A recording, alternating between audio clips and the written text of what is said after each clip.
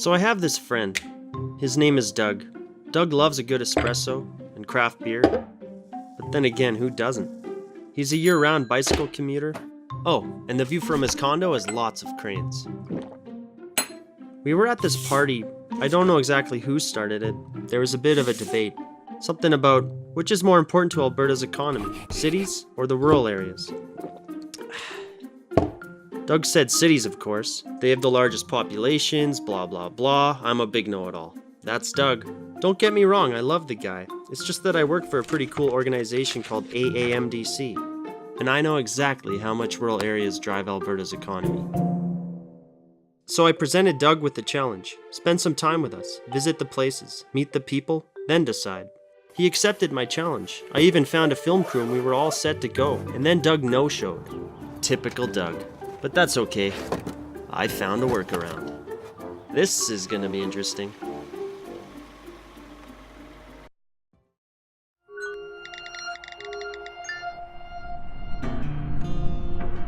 Surrounded by boreal forest, the county of Grande Prairie is part of the breathtaking Great Plains region.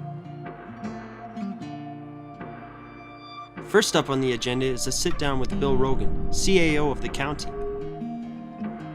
Now, I think we could all guess that the energy sector plays a very large role in growing economic development opportunities in rural Alberta. But we thought it was important to ask Bill his honest opinion about this sector and its relationship with the county. Rural Alberta understands the positive impact the oil industry has as far as assessment and what they bring to our communities. Well, certainly the oil industry, oil and gas industry have been major contributors to the social infrastructure in the county, whether it be arenas, schools, lunch programs. The new museum that we've just recently built has an oil and gas wing in it, and oil and gas companies have been generous in their support of that. So it's been a very good relationship. Is there anything you'd like to say to Doug? Oh, Doug. Okay, let's see. What am I going to say? It's the rural area. It's agriculture, oil and gas, forestry that feed many of our urban neighbors, whether it's providing employment or putting the food on their table. It was time to get up close and personal with the oil and gas industry. And we were so excited when Donald Rowan, Community Relations Advisor at Encana Corporation, invited us over to learn more.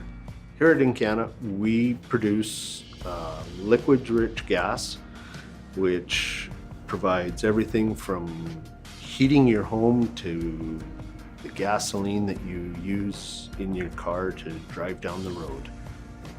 We respect rural Alberta so much because it gives us the opportunity to work and live in the areas that we operate, and it lets us be the good neighbor that everybody wants us to be.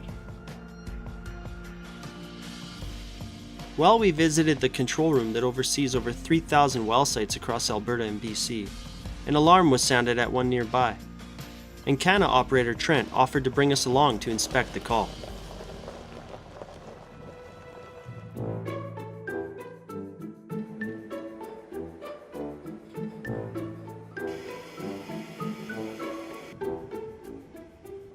The real Doug's a pretty hands-on guy, so we know that he would have appreciated the extra time and attention that Trent put into helping him understand the ins and outs of his role as a field operator.